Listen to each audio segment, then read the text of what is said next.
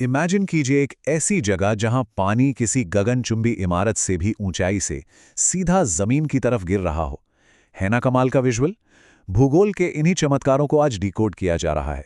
भारत के प्रमुख जलप्रपातों की इस 3D टोपोग्राफिकल यात्रा में सभी ज्योग्राफी लवर्स का स्वागत है। आज के इस एक्सप्लेनर में रटने वाले पुराने तरीकों से दूर रहकर हम स्मार्ट और फनी ट्रिक्स का इस्तेमाल करेंगे। तो चलिए बिना किसी देरी के सीधे डाइव इन करते हैं। 455 मीटर्स, ये कोई रैंडम नंबर नहीं है, बल्कि ये है कुंचिकल जलप्रपात की ऊंचाई। अगर इसे विजुअलाइज करें तो ये दुनिया की सबसे ऊंची इमारत बुर्ज खलीफा की आधी ऊंचाई से भी ज्यादा है। कर्नाटक के शिमोगा जिले में वराही नदी पर बना ये जलप्रपात कोई सीधा वर्टिकल ड्रॉप नहीं है, बल्कि ये पश्चिमी घाट की चट्टानों पर सीढ़ीदार तरीके से नीचे आता है। और ये विशाल स्केल ही हमारे आज के सफर की बस एक शुरुआत है।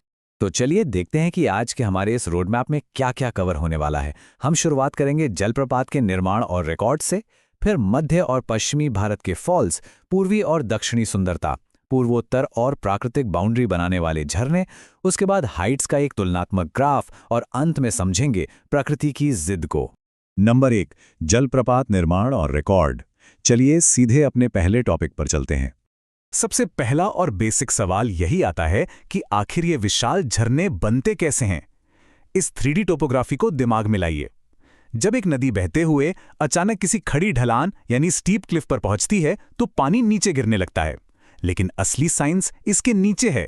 अक्सर ऊपर की चट्टान कठोर होती है और उसके ठीक नीचे की मुलायम चट्टान पानी के तेज बहाव से तेजी से कटती चली जाती है। इसी अनइवन कटिंग की वजह से वो अचानक वाली ढलान बनती है और एक विशाल वर्टिकल जलप्रपात जन्म लेता है।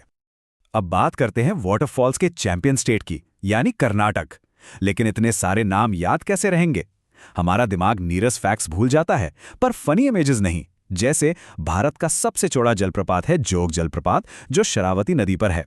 इसे याद रखने की ट्रिक है, शराब पीकर कोई जोग या योग नहीं कर सकता। शराब से शरावती और जोग से जोग जलप्रपात, सिंपल। दूसरा है शिव समुद्रम, जो कावेरी नदी पर है। इसकी ट्रिक है वेरी शिव, कावेरी का वेरी और शिव समुद्रम का शिव। बता दें कि ये 1902 से एशिया का पहला बड़ा हाइड्रो इलेक्ट्रिक स्टेशन भी है। चलिए अब एक ऐसा सवाल लेते हैं जो एग्जाम्स का ऑल टाइम फेवरेट है। किस जलप्रपात को भारत का न्यागरा कहा जाता है? इसका सही जवाब है छत्तीसगढ़ के बस्तर जिले में इंद्रावती नदी पर मौजूद चित्रकूट जलप्रपात। न्यागरा वाला कंपैरिजन इसलिए है क्योंकि इसका आकार बिल्कुल हॉर्स शू यानी घोड़े की नाल जैसा है। बीच में पानी का बहाव इतना तेज होता है कि चट्टान बीच से ज्यादा कट जाती है और ये बिल्कुल न्यागरा फॉल्स जैसा लुक देता है। नंबर 2, मध्य और पश्चिमी जलप्रपात। अब कर्नाटक और छत्तीसगढ़ से आगे बढ़ते हुए सेंट्रल और वेस्टर्न इंडिया की तरफ चलते हैं। मध्य प्रदेश में नर्मदा नदी का अलग ही स्वैग है। जबलपुर के भेड़ा घाट में ये नदी सफेद संगमरमर की कठोर चट्टानों से नीचे गिरती है। साइंस देखिए, पानी इतनी ताकत से हार्ड मार्बल से टकराता है कि उसकी बूंदें माइक्रोस्कोपिक कणों में बदल जाती हैं। इससे वहां धुएं जैसा एक परमानेंट कोहरा बन जाता है और इसीलिए इसका नाम है धुआंधार जलप्रपात। वहीं दूसरी तरफ राजस्थान जैसे रेगिस्तानी राज्य में कोटा के पास चंबल नदी पर चुलिया जलप्रपात है। इसके लिए हमारी ट्रिक है CH वाली ट्रिक, च से चुलिया और च से चंबल। पश्चिमी भारत के इस मेमोरी मैप को देखिए। महाराष्ट्र में वाटरफॉल्स की पूरी एक शानदार लिस्ट है। उरमोडी नदी पर 260 मीटर ऊंचा वज्राई जलप्रपात है। इसके अलावा हिरण्यकेशी नदी पर अंबोली घाट, उल्लास नदी पर पुणे प्रपात और सतारा में तरली नदी पर ठोसेगढ़ जलप्रपात भी है। और हाँ, एक बहुत ही क्रिएटिव बोनस पॉइंट बिहार के लिए भी है। बिहार के नवादा में कोकोला जलप्रपात है। इसे याद कैसे रखें? बस इमेजिन कीजिए, नवा कोका कोला, नवा से नवादा और कोका कोला से कोकोलत। है ना एकदम आसान और फनी। नंबर 3, पूर्वी और दक्षिणी सुंदरता। अब तक उत्तर, मध्य और पश्चिमी भारत कवर हो चुका है, तो चलिए अब ईस्टर्न और सदर्न स्पेशलिटीज का रुख करते हैं। पूर्व में छोटा नागपुर पठार की टोपोग्राफी बहुत ही खास है। झारखंड के रांची में स्वर्णरेखा नदी पर करीब 98 मीटर ऊंचा हुंड्रू जलप्रपात है। हुंड्रू नाम थोड़ा टफ लग सकता है, लेकिन ट्रिक से ये एकदम हलवा हो जाएगा। ट्रिक है हुंड्रू यानी गुल्लक, तो हुंड्रू में स्वर्ण रखा है। हुंड्रू से जलप्रपात और स्वर्ण से स्वर्णरेखा नदी, मतलब गुल्लक में सोना रखा है। वहीं उड़ीसा की बात करें तो वहां मयूरभंज में बुद्धबलंगा नदी पर विशाल बरहापानी जलप्रपात है, जिसकी ऊंचाई 399 मीटर है। उड़ीसा में मचकुंड नदी पर डुड्डुमा जलप्रपात भी बहुत फेमस है। अब एकदम साउथ की ओर तमिलनाडु चलते हैं। यहाँ मंजलार नदी पर थलैयार जलप्रपात है, लेकिन यहाँ एक बड़ा सवाल आता है। इसका निकनेम है रैट टेल, यानी चूहे की पूंछ। कोई इतने खूबसूरत झरने का नाम चूहे की पूंछ क्यों रखेगा? बहुत अजीब लगता है ना? लेकिन ये सारा खेल इसके 3D आकार का है। आमतौर पर झरने नीचे गिरते हुए चौड़े हो जाते हैं, लेकिन थलैयार के मामले में पानी एक बहुत ही पतली और लंबी धार के रूप में एक बिल्कुल खड़ी और सपाट काली चट्टान से नीचे गिरता है। उसे फैलने की जगह ही नहीं मिलती, इसलिए दूर से देखने पर ही एक लंबी पतली चूहे की पूंछ जैसा दिखाई देता है। तमिलनाडु के बाद अब आते हैं गॉड्स ओन कंट्री यानी केरल पर। केरल में अथिरापल्ली जलप्रपात बहुत महत्वपूर्ण है। इसकी ऊंचाई लगभग 90 मीटर है और पश्चिमी घाट के घने जंगलों के बीच इसका विजुअल एकदम राजसी और सिनेमैटिक होता है। इसके अलावा केरल में चालियार नदी पर सूचीपारा जलप्रपात भी मौजूद है। यहाँ भी हम राजस्थान वाली छ ट्रिक लगा सकते हैं, सूचीपारा का ची साउंड और चालियार का चा। नंबर 4, पूर्वोत्तर और सीमा निर्धारक। अब बढ़ते हैं भारत के उस हिस्से की ओर जिसका लैंडस्केप ही अलग लेवल का है, नॉर्थ ईस्ट इंडिया। मेघालय के चेरापूंजी में है नौहकलिकाई जलप्रपात। 335 मीटर ऊंचा ये झरना बहुत ही खास है, क्योंकि ये किसी नदी से नहीं बनता। ये पूरी तरह से एक रेन फेड यानी सिर्फ बारिश के पानी से बनने वाला जलप्रपात है।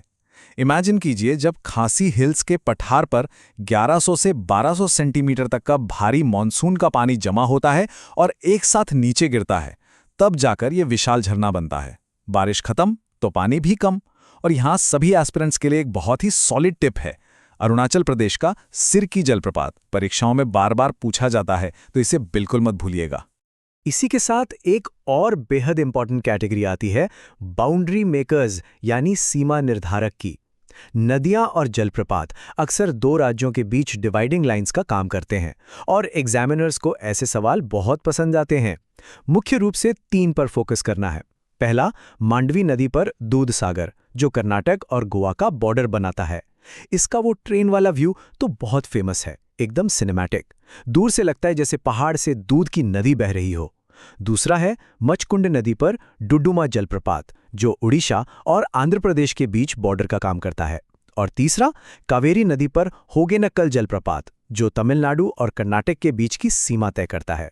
इन बाउंड्री मेकर्स के अलावा अगर हम एक बार फिर मध्य प्रदेश की टोपोग्राफी देखें, तो वहां नर्मदा नदी एक रिफ्ट वैली यानी भ्रंश घाटी से होकर बहती है। यही उबड़-खाबड़ और चट्टानी रास्ता बहुत ही नेचुरल तरीके से एक के बाद एक कई खूबसूरत जलप्रपातों को जन्म देता है, जैसे कपिलधारा, दुग्धधारा और मानधार जलप्रपात। नंबर 5, ऊंचाई का तुलनात्मक ग्राफ। अब तक इतनी सारी बातें हो गईं, so what does this all mean? चलिए इस डेटा को एक विजुअल में बदलते हैं। अगर हम ऊंचाई की एक सीधी तुलना करें तो हमारा मेंटल ग्राफ कुछ ऐसा बनता है। सबसे ऊपर है कुंचिकल 455 मीटर्स के साथ। दूसरे नंबर पर उड़ीसा का बरहपानी 399 मीटर्स। तीसरे पर मेघालय का नौहकलिकाई 335 मीटर्स। फिर महाराष्ट्र का वज्राई 260 मीटर्स और फिर कर्नाटक का जोग जलप्रपात 253 मीटर्स। इस तरह से 455, 399, 335, 260 और 253 का ये ग्राफ दिमाग में सेट कर लीजिए। और अब समय है एक high energy rapid fire revision का, ताकि ये सब हमेशा के लिए लॉक हो जाए। कुच्चिकल वराही नदी कर्नाटक, जोग शरावती नदी कर्नाटक, चित्रकूट इंद्रावती नदी छत्तीसगढ़, धुआंधार नर्मदा नदी मध्य प्रदेश और आखिरी दूधसागर मांडवी नदी कर्नाटक और गोवा की सीमा। बेहतरीन, ये रैपिड फायर दिमाग में एकदम परमानेंट स्टोर हो जाएगा। नंबर 6, प्रकृति की निरंतर जिद। इस डेटा और एग्जाम प्रेप से अलग इस चर्चा के अंत में एक बहुत ही गहरा नजरिया भी है। अगर हम इन झरनों को जियोलॉजिकल टाइम के चश्मे से देखें तो हमें पानी की असली जिद समझ आती है। ये सिर्फ रटने वाले फैक्ट्स नहीं हैं, ये प्रपात इस बात का सॉलिड प्रमाण है कि लगातार बहता हुआ पानी सदियों तक कठोर चट्टानों और ग्रेनाइट का सीना चीरकर अपना रास्ता बना ही लेता है। उस 100 मंजिला पानी की इमारत के पीछे लाखों सालों की मेहनत और प्रकृति की निरंतरता छिपी है। तो अंत में ये सवाल हम सबके लिए है, पत्थर को काटने वाले पानी की ये जिद हमें दृढ़ता और परसिस्टेंस के बारे में क्या सिखाती है? क्या पानी की तरह लगातार प्रयास करने से सबसे मुश्किल रास्ते भी खुद ब खुद नहीं खुल जाते? इसी विचार के साथ इस एक्सप्लेनर को यहीं रोकते हैं। प्रकृति के इन चमत्कारों को एक्सप्लोर करते रहिए।